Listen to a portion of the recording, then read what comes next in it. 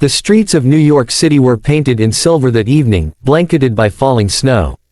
The air was cold enough to sting the skin, and the holiday lights shimmered faintly in the distance. Amid the quiet hum of engines and the distant sound of Christmas music, a sleek black car rolled to a stop at a red light on Fifth Avenue.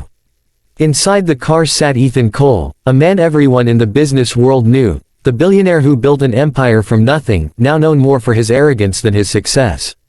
His life was spotless, predictable, and wrapped in silence. The car's heater purred softly as Ethan scrolled through his phone, reading stock updates and ignoring the world outside. Then, a small sound broke through, a faint tapping on the car window. At first, he ignored it. Another tap followed, this time, hesitant but urgent. He looked up, irritated. Standing outside in the falling snow was a young girl, maybe 8 or 9 years old. Her hair was messy, her cheeks red from the cold, and her thin coat looked far too small for the weather. Her little hands trembled as she pressed them against the window. Ethan frowned and lowered it halfway. "What do you want?" His tone was sharp, defensive. The girl's lips quivered as she spoke. "Sir, please, can you take me to find my mom?" Her voice cracked with exhaustion, but her eyes, large, brown, and full of hope, didn't waver. Ethan blinked. "Where's your dad?" "I don't have one," she whispered. "My mom, she works at a diner. I've been looking for her since morning, but I can't find her." Ethan leaned back, unsure how to respond. People didn't come to him for help, they came for business, not compassion. Yet there was something in her face, something he couldn't ignore. The light turned green. The driver glanced at Ethan through the mirror, waiting for a signal to move. Ethan hesitated. His hand hovered in the air, then he sighed. "Open the door," he said quietly. The girl blinked in disbelief. "Really?" "Yeah," he said. "Get in. Let's go find your mom." And as she climbed into the warmth of the car, Ethan Cole didn't know it yet, but that small act of kindness was about to change his life forever. The warmth of the car felt like a blanket against the bitter New York cold. The little girl, Lila, sat quietly in the back seat, her small hands clutching a crumpled photograph. She stared out the window, watching the snow blur past, her reflection faintly glowing in the glass. Ethan Cole, sitting beside her, couldn't help but steal a glance. The photo she held was old and faded, showing a smiling woman with kind eyes wearing a waitress uniform. The woman's arm was wrapped around a much younger version of Lila. "That's your mom?" Ethan asked softly, his voice losing its usual edge. Lila nodded. "Yeah, she works at a diner. I was supposed to wait for her after school, but she didn't come. I waited for a long time, and then I got scared." Ethan leaned back, the weight of her words sinking in. He looked out at the endless rows of diners, neon signs flickering in the snowy night. He thought about the millions of people in this city, each with their own story, and this one small girl, who had somehow ended up in his car, trusting him to help. "You know where she works?" he asked. Lila shook her head. "She said if I ever got lost, I should look for the light in people's hearts. She said kind people would help me." Ethan's throat tightened. The light in people's hearts. It sounded like something out of a storybook, a world far away from the cold reality he lived in. For years, he had measured people by profit margins and contracts, not by kindness. He turned to his driver. "Call my assistant. I need every diner within 5 miles of Central Park checked right now." The driver raised an eyebrow but nodded. "Right away, sir." As the car moved through the snowy streets, Lila kept her eyes on the window, whispering, "Thank you, mister." Ethan glanced at her again. "You don't have to thank me. We'll find her, okay?" She smiled weakly, clutching the photo to her chest. And for the first time in years, Ethan Cole felt something stir deep inside him, a warmth that had nothing to do with the heater. It was the faint, unfamiliar glow of humanity returning. Snow continued to fall as the city lights blurred into streaks of gold and white outside the car windows. Hours had passed, and Ethan Cole had been to more diners that night than he had in his entire life. Each one told a different story, laughter, music, the smell of coffee, but none of them held the face from Lila's photo. At every stop, Lila would jump out eagerly, clutching the picture of her mother, asking the same trembling question. "Have you seen this woman? Please, she's my mom." And every time, the answer was the same, a soft shake of the head, an apologetic smile, a whispered, "Sorry, sweetheart." Ethan watched her from the car each time, his chest tightening a little more. He wasn't used to feeling helpless. In his world, problems had solutions, and money fixed everything. But here, watching this little girl's hope fade by the hour, his wealth meant nothing. They stopped at a small diner near the edge of the city. It was old and quiet, the kind of place you'd miss if you weren't looking. Lila ran to the counter, breathless, showing the photo again. "Please, do you know her? Her name's Emma." The manager, an older woman with kind eyes, leaned forward, squinting. Then her face softened. "Oh, honey, yeah. I remember her." Lila's eyes lit up. "You do? Where is she? Is she here?" The woman shook her head slowly. "She used to work here. Sweet lady. Always smiling, even when things were tough. But she left last year. Said she wasn't feeling well and needed to take care of her daughter." Ethan stepped forward. "Do you know where she went?"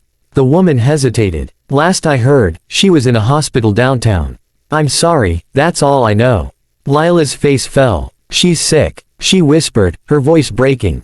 Ethan crouched down beside her. "Hey, we're not done yet, okay? We'll find her." He turned to his driver, his voice firm now. "Take us to every hospital in the area. Start downtown." As the car pulled back into the snow-covered streets, Ethan looked at Lila, asleep in the seat beside him, clutching her mother's photo. For the first time in years, he didn't care about meetings or markets, only about finding one woman who mattered more than all his billions. The car finally stopped in front of St. Mary's Hospital, its glowing sign cutting through the winter night. It was nearly midnight, and snow still drifted softly in the air. Ethan stepped out first, helping Lila down carefully. She clutched her faded photo to her chest as they hurried through the glass doors. Inside, the hospital smelled of antiseptic and hope mixed together, a quiet place where stories began and ended every day. Ethan walked up to the front desk, his voice steady but urgent. "We're looking for a woman named Emma Rivera," he said. "She might have worked at a diner downtown." The nurse typed quickly, eyes scanning the computer. Then she looked up. "Room 214. She was admitted 3 days ago."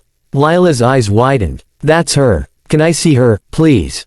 The nurse smiled gently. "Of course, sweetheart. She's awake." Lila didn't wait. She ran down the hall, her small shoes squeaking on the tile floors. Ethan followed, his heart pounding for reasons he couldn't explain. When they reached room 214, Lila pushed the door open. A woman lay in the bed, pale and weak, her breathing shallow. But the moment she heard that little voice whisper, "Mom," her eyes fluttered open. "Lila," she breathed, tears immediately spilling down her cheeks. "Mom." The girl rushed into her arms, sobbing, the photo crumpling between them. The woman held her as if she would never let go again. Ethan stood in the doorway, frozen. Something in the woman's face tugged at his memory, the kindness in her eyes, the humble smile. Then a nurse stepped beside him quietly. "Sir," she whispered, "you might not remember, but she worked for you, 2 years ago. In your company's cafeteria. She quit when her daughter got sick. She refused charity, said she wanted to earn everything honestly." Ethan's throat tightened. He did remember her now, always polite, always cheerful, even when she looked tired. He had walked past her dozens of times without ever noticing her struggle. He stepped closer, his voice soft. "Emma, I'm sorry. I didn't know." She looked up weakly, managing a faint smile. "You didn't have to know, Mr. Cole. Some people are just meant to cross paths, when it matters most." Ethan's heart ached. For once, his success felt small, and her strength, enormous. Weeks passed, and the harsh winter began to fade into the soft promise of spring. The city, once blanketed in snow, now shimmered under the warmth of sunlight. But for Ethan Cole, the real change wasn't in the weather, it was in himself. Every day since that night, Ethan visited the hospital. He made sure Emma's bills were paid in full, that she received the best care money could buy. He didn't announce it to the media or make it part of his charity work. He did it quietly, because for once, it wasn't about business. It was about doing what felt right. When Emma finally grew strong enough to walk again, she was moved to a private recovery room filled with flowers. One afternoon, Ethan arrived carrying a small gift, a handmade locket with a photo of her and Lila inside. "I thought you might like to keep this close," he said softly. Emma smiled, tears filling her eyes. You've done so much already, Mr. Cole. I don't know how to thank you. Ethan shook his head. Don't thank me. You and your daughter reminded me of something I forgot a long time ago, that people matter more than profit. Just then, Lila ran in, her hair tied in two small braids. Mom, Mr. Ethan's here, she shouted, climbing onto the bed beside her mother. Ethan laughed, a genuine, unguarded laugh, the kind he hadn't let out in years. Emma looked at him with a soft smile. Why did you help us? She asked. He paused, glancing at Lila. Because your daughter believed there was still light in people's hearts. And she was right. Lila beamed, hugging him tightly. You have that light too, Mr. Ethan. For a moment, Ethan couldn't speak. He just smiled, feeling a warmth he'd never known, the kind that money could never buy. A month later, he launched a foundation in Emma's name, one that offered jobs, housing, and healthcare for single mothers struggling to survive. As Ethan walked out of the hospital that final day, he looked up at the sky. The sunlight broke through the clouds, and he felt something shift inside him. For the first time in a long while, Ethan Cole wasn't the richest man in the city, he was simply a man with a full heart.